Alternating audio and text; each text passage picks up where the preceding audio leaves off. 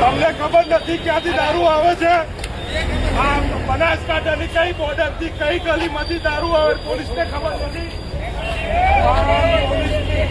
નજર હેઠળ પોલીસની પેટ્રોલિંગની વચ્ચે આ દારૂના બુટલેગરો આખા ગુજરાતમાં દારૂ પહોંચાડે છે.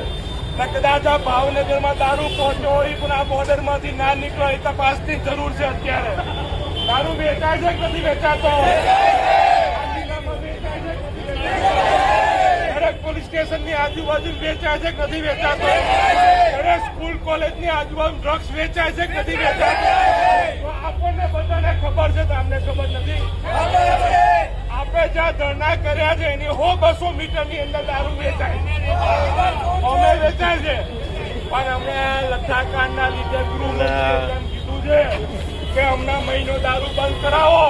મહિનો દારૂ નહીં મળે પણ મહિના પછી અહીંયા તમે રેડ